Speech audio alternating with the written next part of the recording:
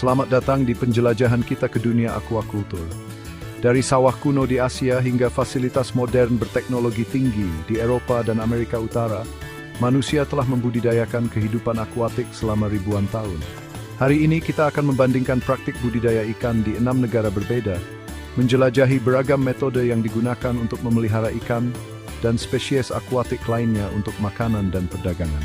Bergabunglah dengan saya saat kita menjelajahi dunia, mengungkap kecerdikan dan tantangan yang dimiliki oleh mereka yang bertani di perairan.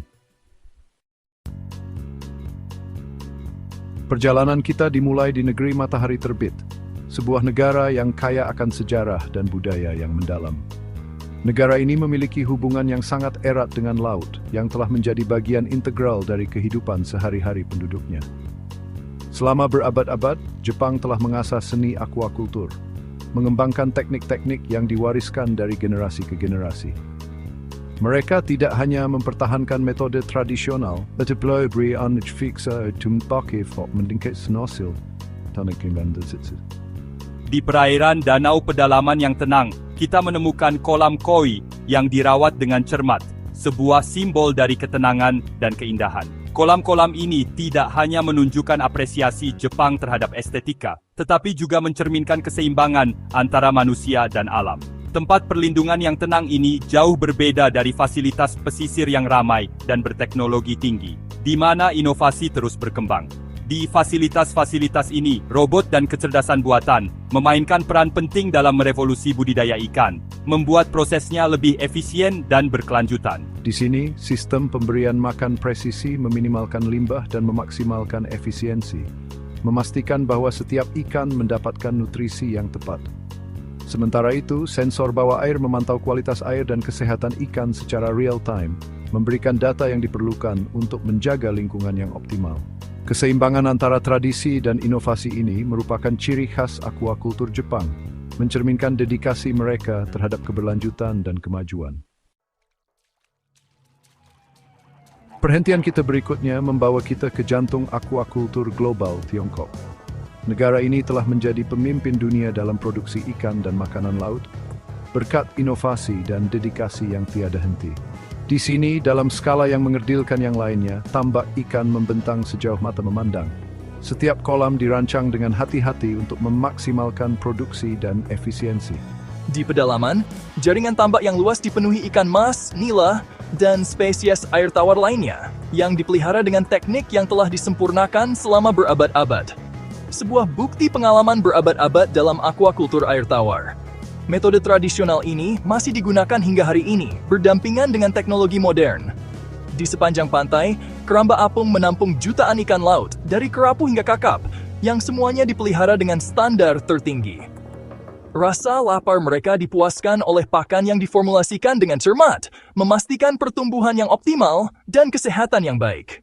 Produksi yang sangat besar ini memberi makan suatu bangsa, menyediakan protein penting bagi jutaan orang setiap harinya, dan memasok pasar di seluruh dunia. Ikan-ikan ini diekspor ke berbagai negara, dari Asia hingga Eropa dan Amerika. Meskipun skala aquaculture Tiongkok sangat mengesankan, hal itu juga menghadirkan tantangan. Pengelolaan sumber daya air dan lingkungan menjadi prioritas utama. Menjaga kualitas air dan mencegah wabah penyakit merupakan masalah yang terus-menerus, membutuhkan pemantauan yang ketat dan solusi inovatif. Teknologi baru terus dikembangkan untuk mengatasi tantangan ini, memastikan masa depan yang berkelanjutan bagi industri aquaculture Tiongkok. Melintasi Pasifik, kita tiba di Amerika Serikat, sebuah negara yang merangkul inovasi dalam upaya aquaculture berkelanjutan. Di sini kita menemukan beragam pendekatan dari sistem resirkulasi berbasis lahan hingga keramba laut terbuka. Di barat daya yang gersang, pertanian gurun memanfaatkan teknologi mutakhir untuk memelihara ikan di lingkungan yang terkurung daratan. Sistem loop tertutup ini mendaur ulang dan menyaring air, meminimalkan dampak lingkungan sekaligus memaksimalkan efisiensi. Di lepas pantai, keramba yang terendam dipenuhi spesies laut.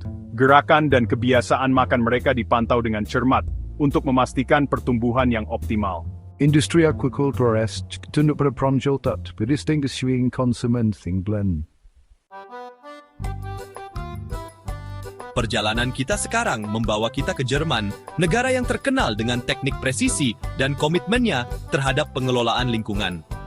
Aquakultur Jerman mencerminkan nilai-nilai ini dengan penekanan kuat pada praktik ramah lingkungan dan teknologi canggih. Di pedesaan Bavaria, kita menemukan tambak ikan dalam ruangan yang menggunakan sistem resirkulasi yang meniru ekosistem alami. Fasilitas canggih ini menyaring dan memurnikan air, meminimalkan limbah, dan mengurangi kebutuhan input air tawar. Analisis data dan kecerdasan buatan memainkan peran penting dalam mengoptimalkan kesehatan dan pertumbuhan ikan. Sementara, sumber energi terbarukan menggerakkan banyak operasi ini. Aquakultur Jerman mencontohkan keseimbangan yang harmonis antara produktivitas dan tanggung jawab lingkungan. Penjelajahan aquakultur kita selanjutnya membawa kita ke Inggris, sebuah negara kepulauan dengan hubungan yang panjang dan bersejarah dengan laut. Aquakultur Inggris berusaha untuk menyeimbangkan tuntutan populasi yang terus bertambah dengan kebutuhan untuk melindungi lingkungan lautnya. Di sepanjang garis pantai yang terjal, peternakan salmon menghiasi teluk-teluk yang terlindung. Keberadaannya dikelola dengan hati-hati untuk meminimalkan dampak pada populasi ikan liar. Di pedalaman, peternakan ikan trout menggunakan sistem aliran tembus yang menarik air dari sungai dan aliran yang masih asli, mengembalikannya bersih dan beroksigen. Pemerintah Inggris memainkan peran aktif dalam mengatur industri, memastikan praktik berkelanjutan dan kesejahteraan ikan yang dibudidayakan. Tujuan terakhir kita membawa kita ke Kepulauan Indonesia, wilayah di mana aquakultur terjalin erat dengan tatanan budaya. Di sini, praktik budidaya ikan bukan hanya sekadar cara untuk mendapatkan makanan, tetapi juga bagian integral dari kehidupan sehari-hari dan warisan budaya yang kaya. Selama beberapa generasi, petani ikan Indonesia telah membudidayakan ikan dan udang di tambak pesisir dan sawah, menyediakan makanan dan mata pencaharian bagi jutaan orang. Metode tradisional ini telah diwariskan dari satu generasi ke generasi berikutnya, memastikan keberlanjutan dan keseimbangan ekosistem lokal. Saat ini, tradisi kuno ini hidup berdampingan dengan praktik aquakultur modern. Teknologi baru telah diperkenalkan untuk meningkatkan efisiensi dan hasil, tanpa mengorbankan nilai-nilai tradisional yang telah lama dipegang.